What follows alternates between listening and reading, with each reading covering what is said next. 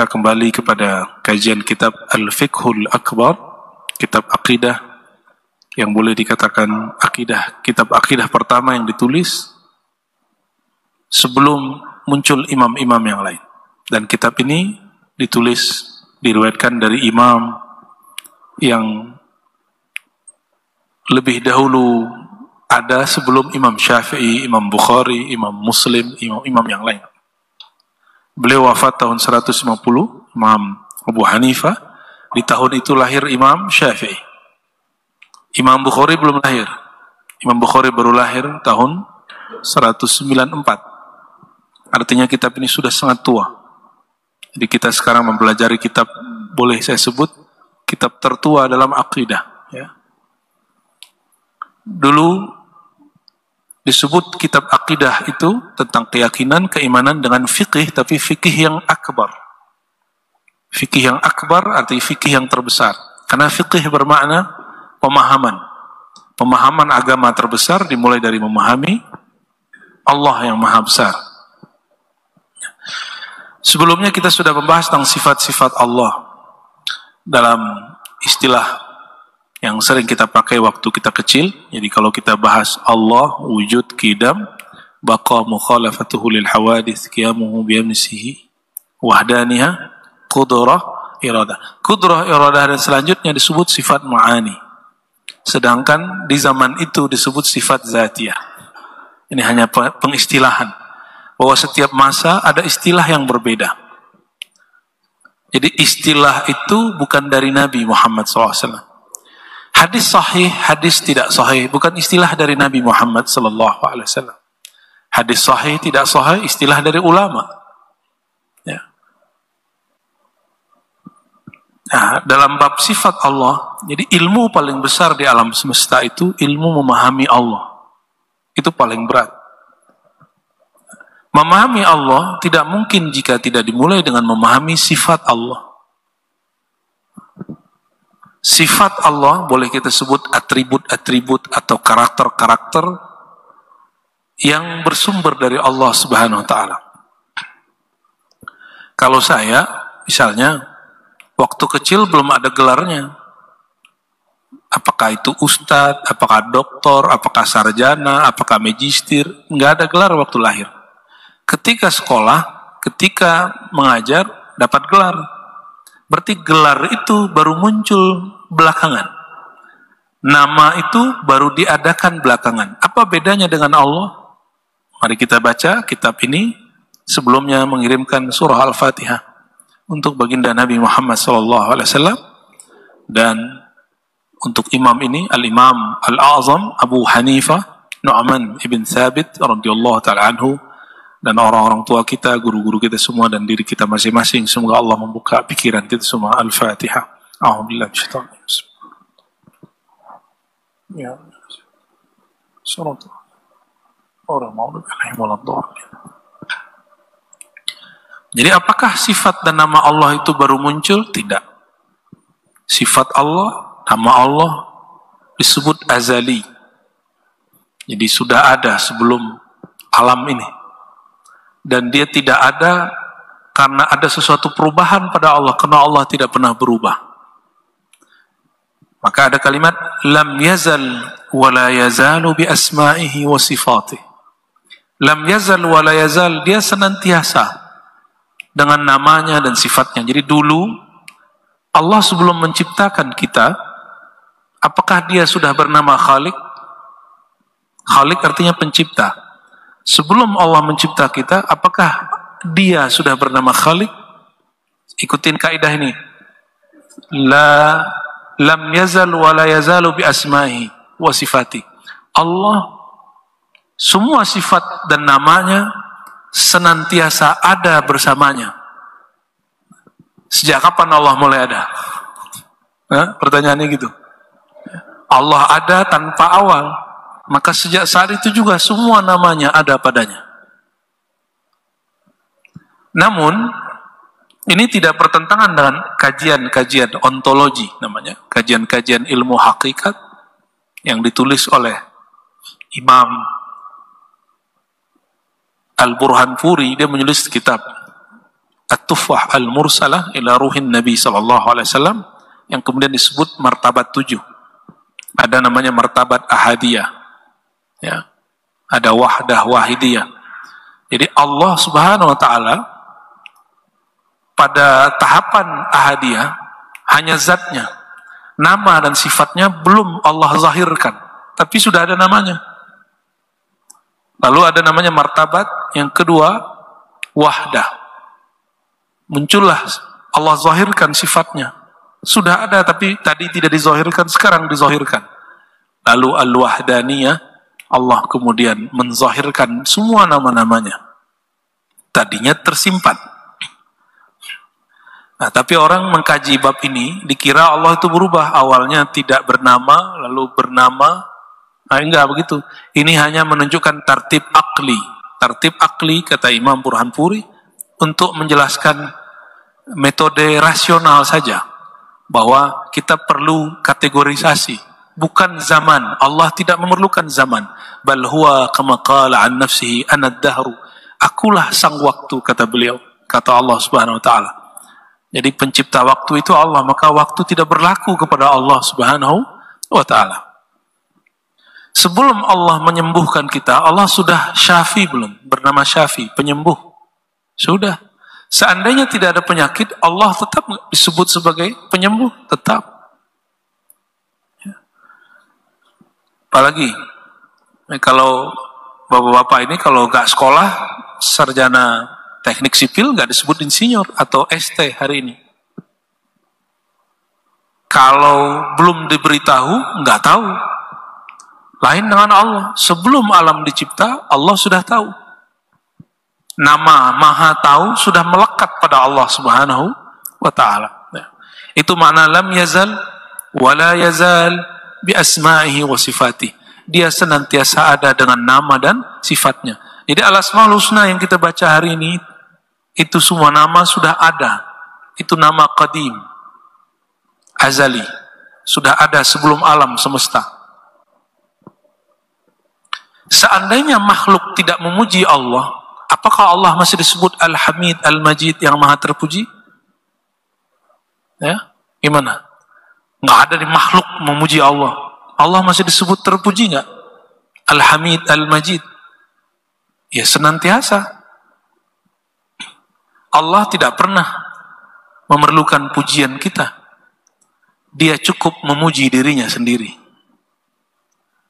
Maka jika ada seorang hamba memuji Allah, berarti Allah sedang menyertakan si hamba dalam rububiyahnya. Karena Allah telah memuji dirinya dalam uluhiyahnya. Uluhiyah itu pada zatnya. Sedangkan rububiyah pada nama dan sifatnya. La yushbihu syai'an min al-asya' min khalqih. Allah tidak menyerupai sesuatu pun dari makhluknya. Yang ada, makhluk ingin menyerupai dia, tapi tidak akan pernah serupa. La yushabbihuhu syai'an. La yushabbihu syai'an. Tidak ada sesuatu pun di antara asya, segala sesuatu selain dirinya yang mirip dengannya. Yaitu makhluknya, nggak ada yang mirip. Surat Asy-Syura ayat 11 yang sering saya ulang-ulang, laisa kamitsli syai', Allah tiada yang serupa dengannya. Ya, jangankan dengan Allah, dengan hamba yang paling Allah puji pun tidak ada makhluk yang serupa dengannya. Siapa yang makhluk yang paling Allah puji? Baginda Nabi Muhammad SAW. Lihatlah semua nabi, tiada ada nabi yang serahmah Nabi Muhammad SAW. Yang paling penyayang dengan umat seperti sayangnya baginda Nabi Muhammad SAW. Tidak ada. Hatta Nabi tertua di alam semesta setelah Nabi Adam, yaitu Nabi Nuh, itu tahun ke-900 dari karir dakwahnya. Dia kemudian mendoakan kehancuran bagi umatnya. Nabi Muhammad SAW tidak pernah. Ya. Wala yushabbihuhu atau yushbihu sama syai'un min khalqih. Begitu juga makhluknya tidak ada yang serupa dengannya. Sesempurna baginda Rasulullah SAW, beliau bukanlah Allah. Beliau tidak pernah mirip dengan Allah. Jadi kalau ada kajian-kajian hakikat mengatakan bahwa Allah itu hakikatnya Muhammad, ini kalam berbahaya. Walaupun secara kebenarannya dapat dijelaskan, tapi nanti orang salah faham. Allah itu hakikatnya Muhammad, Muhammad hakikatnya Allah. Mungkin nanti pernah dengar begini nih, akan dengar kalam-kalam begini ke depan dari orang lain, bukan dari saya. Kalam ini berbahaya kalau dibaca di kalangan awam yang tidak ada penjelasannya. Nanti dikira Allah mirip dengan Muhammad, Muhammad mirip dengan Allah. Nah, ini bahaya. Atau Muhammad itu pada hakikatnya adalah Allah, berarti gimana? Nah, ini bahaya. Kalimatnya aja udah gak sopan kan? Muhammadkan Nabi Muhammad tanpa Sayyidina. Itu bagi saya sudah gak sopan. Ya. Kalimat seperti ini mesti diberikan penjelasan yang aman.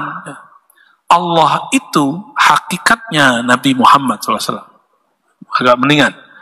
Allah Subhanahu wa Ta'ala adalah hakikat wujud yang dari wujudnya diciptakan wujud Nabi Muhammad SAW. Itu baru benar. Ya. Dari zatnya Allah ciptakan zat Nabi Muhammad SAW. Tapi Nabi Muhammad bukanlah Allah.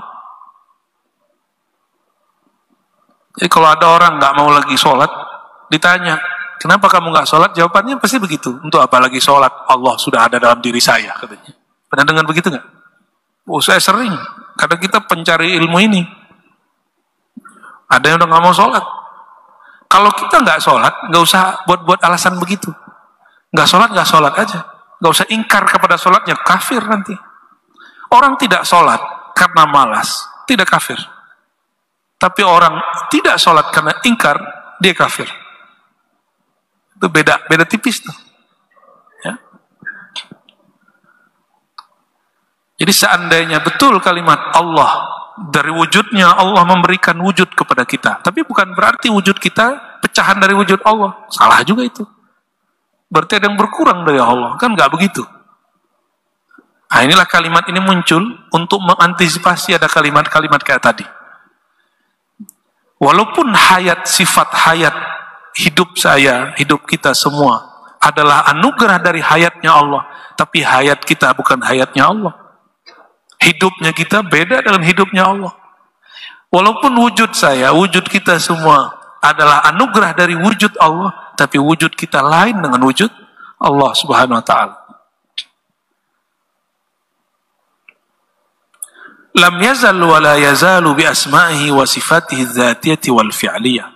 Allah senantiasa ada dengan nama dan sifatnya, sifat zatnya dan sifat perbuatannya, fi'liyahnya. Lam yahdus lahu ismun wala sifatun. Tidak ada nama baru dan sifat baru bagi Allah. Kalau kita melihat ada orang dermawan, maka kita kasih gelar dia, orang yang dermawan. Ya. Anak-anak kalau dia udah gedean, kelihatan wajahnya. Kalau perempuan cantik, kita sebut cantik. Kalau kecil nggak, imut-imut. Ada perubahan. Sedangkan Allah tidak berubah. Indahnya Allah lain dengan indahnya makhluk. Ciri-ciri kita ini belum sempurna, ada perubahan. Dan yang sempurna tidak pernah berubah. Ini rumusnya. Al-kamal la yataghayyar. Yang maha sempurna tidak pernah berubah. Kita tidak sempurna, makanya kita berubah dari kecil, dari air, menjadi janin, menjadi lahir, lalu menjadi anak-anak, jadi sekarang dewasa, ada yang sudah tua. Tanda kita nggak sempurna. Kalau sempurna nggak akan berubah. Kenapa Namrud merasa dirinya Tuhan? 400 tahun umurnya tidak pernah sakit. Tubuhnya begitu aja. Istri-istrinya sudah banyak-banyak tua, dia nggak tua-tua. Temannya sudah ada yang sakit-sakitan mati, dia nggak mati-mati. Namrud di zaman Sayyidina Ibrahim. Maka dia mengatakan hal yang sama dengan Fir'aun. Apa kata dia? Akulah ana rabbukum, Tuhan kamu aku. Cukup dengan masuk semut ke dalam telinganya, hidungnya, masuk menggerogoti otaknya, mati. Jadi orang yang merasa Tuhan, matinya sama serangga yang kecil.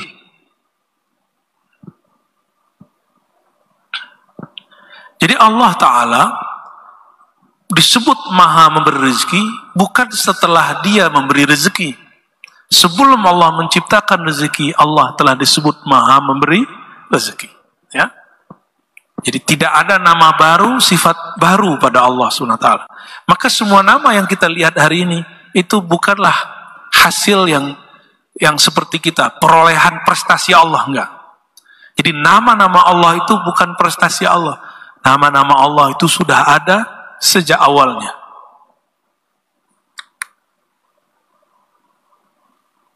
Lam yazal aliman bi ilmih. Allah itu berilmu dengan sifat ilmu. Ini tolong dipisahin. Ada alim, ada ilm. Orang yang tahu, lalu ada pengetahuannya.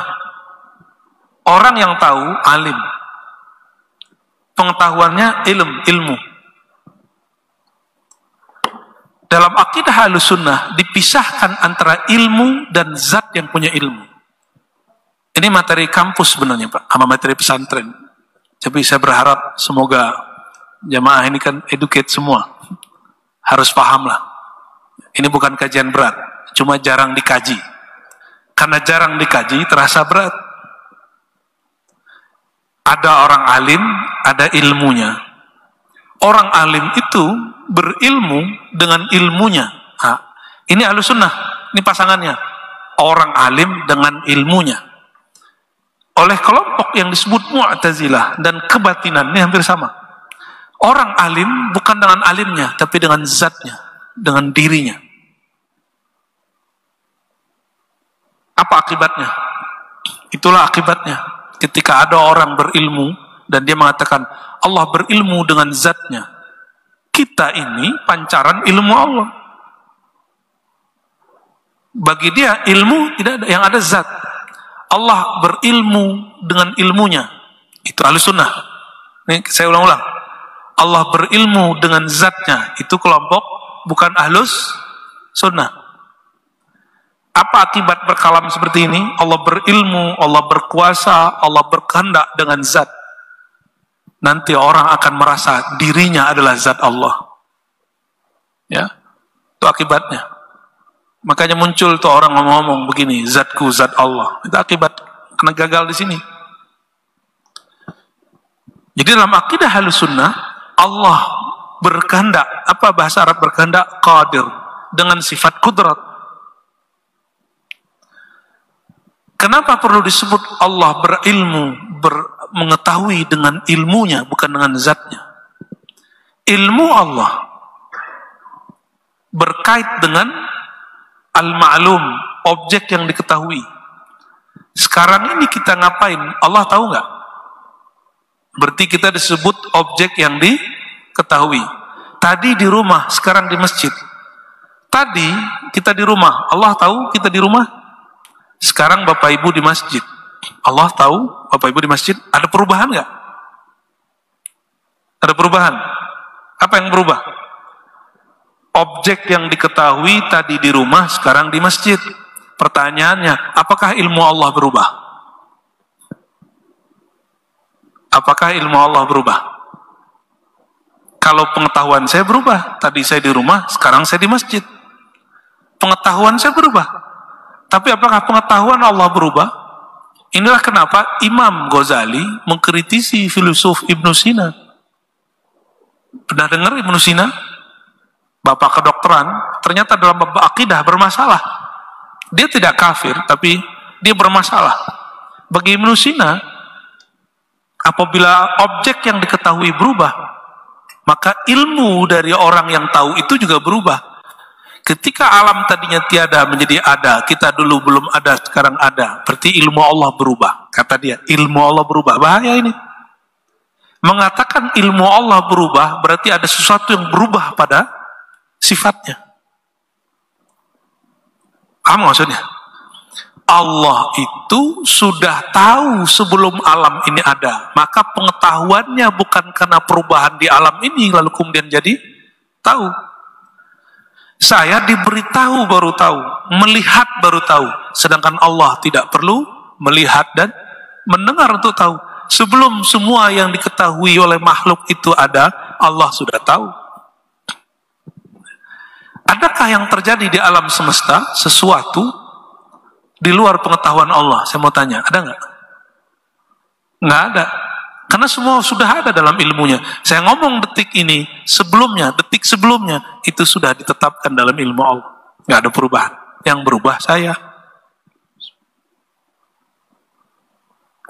Itulah maksudnya, makhluk tidak sama dengan Allah.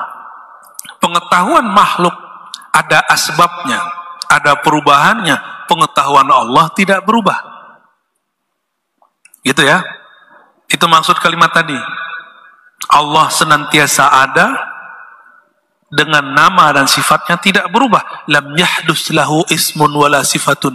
Tidak ada nama baru yang muncul, tidak ada sifat baru yang muncul, tidak ada pengetahuan baru yang muncul. Jadi kalau disebut saya, kita hamba mengetahui, makhluk berpengetahuan, sama-sama disebut alim. Allah juga alim. Apa bedanya? Ilmu Allah tidak berubah, ilmu saya berubah.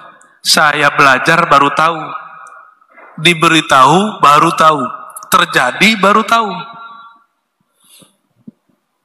Itu bedanya.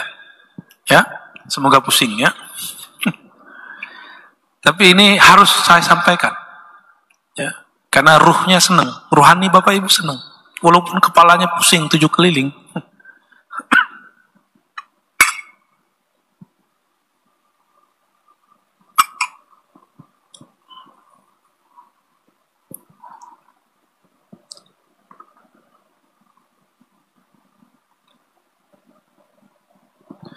Jadi sifat Allah disebut azali. Azali itu adalah pra-alam. Apa arti azali? Pra-alam. Alam itu bermula, azali itu sebelum ada permulaan, itu namanya azaliyah. Beberapa guru saya membedakan azali dengan qadim. Qadim pada zatnya, azali pada sifatnya. Bagus juga sih, ya. Tapi ada yang menyamakannya, menjadikan sinonim. Dalilnya huwal awwalu wal akhiru. Dialah yang maha awal. Maksud maha awal, tidak ada awalnya. Itu maksudnya maha awal. Maka segala sesuatu di alam semesta berawal dari kalam Allah, kudrat Allah subhanahu wa ta'ala. Tadi kita tahu, ya, saya beritahu Bapak Ibu bahwa Allah tidak ada nama dan sifat yang baru baginya. Maka yang jamaah pagi ini menjadi tahu. Orang yang tahu di depan saya, pengetahuannya tadinya tidak ada, sekarang menjadi ada. Oke? Tadinya tidak ada, tadinya tidak tahu, sekarang menjadi tahu. Tadi tidak ada ilmunya, sekarang ada ilmunya. Atau tadi ada pengetahuannya keliru. Dengan ada kajian ini misalnya menjadi lurus. Berarti ada perubahan pada ilmu. Ilmu kita baru. Baru itu disebut bahasa Arabnya makhluk muhdas, dicipta. Sedangkan ilmu Allah, kudrat Allah, kalam Allah, ya, sifatun fil azal. Sifat yang azaliyah. Sebelum alam ini ada. Sebelum alam ada. Ya. Saya mau tanya lagi Bapak Ibu. Seandainya Allah tidak mencipta langit dan bumi, arasy, apakah Allah masih disebut maha mencipta? Gimana? Maka nama Allah Khaliq, maha pencipta, itu bukan karena dia mencipta. Seorang seniman, pelukis, disebut seniman pelukis karena dia melukis. Karena dia belajar melukis, lalu ada karyanya lukisan. Karya lukisannya itu bukti bahwa dia seorang pelukis, bahasa Arabnya al-musawwir. Allah bernama Al-Musawwir, yang maha melukis alam semesta. Maka coba lihat anak kita, bapak emaknya sama, hatta dia walaupun kembar, beda nggak anaknya? Kok bisa? Apakah bapak ibu pernah melukis wajah anak? Enggak. Siapa yang melukis wajah mereka? Hanya identik sedikit dengan kita, sedikit dengan pasangan kita, atau dengan kakek kita. Siapa yang melukis mereka? Itulah huwallahul khaliqul bari'ul musawwir. Musawwir, Allah yang menciptakan lukisan. Lukisan alam semesta. Coba foto di belakang kita ada Gunung Bromo. Itu persis kayak lukisan. Kayak lukisan dibuat. Ada yang punya foto belakangnya Bromo? Ya. Teman saya membuat lukisan Bromo persis mirip. Beda-beda tipis. Tetap aja beda. Ya. Jadi Allah maha melukis, maha mencipta alam semesta. Meskipun alam ini tiada. Jadi dia tidak disebut pelukis, pencipta, karena ada lukisannya, karena ada ciptaannya. Gitu ya. Nah, kalau dia disebut mencipta karena ada alam, berarti nama Allah itu baru. Beda-beda tipis sama kita.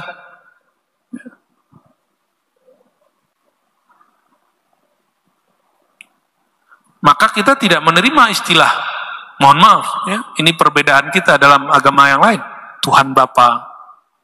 Ya. Kita nggak terima istilah itu. Ya kalau mereka mau pakai urusan mereka, tapi dalam akidah kita nggak ada. Kalau Tuhan Bapa kan ada anaknya berarti. Ya. Tuhan Bapa, Tuhan Bunda. Kemudian ada anaknya, ada Roh Kudusnya. Kita tidak perlu menghina ajaran mereka, tapi cukup kita katakan kita berbeda. Dalam akidah kami, nama Allah tidak ada yang baru. Sedangkan sebutan Tuhan Bapa itu kan baru setelah ada anaknya bernama Isa atau Yesus. Kita berbeda, tidak perlu kemudian tengkar, ya kan? Tidak perlu bunuh-bunuhan kan? Kalau beda, beda-beda aja. Ya. Kalau mereka nggak sepakat, ya nggak ada masalah. Wal fa'il huwa Allah Ta'ala, wal fi'lu sifatun fil azal, wal maf'ul makhluk.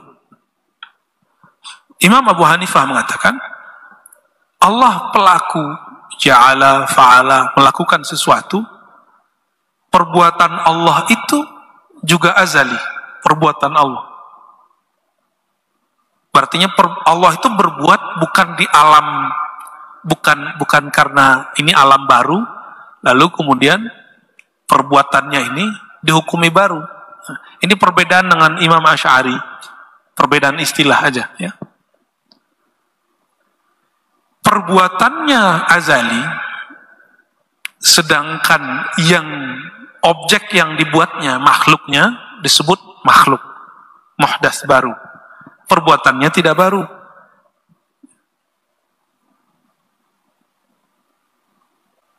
Wa fi'lullah ta'ala ghair makhluk. Perbuatannya tidak makhluk, tapi objek yang dilakukannya makhluk. Kita ini objek ciptaan Allah. Maka kita dicipta.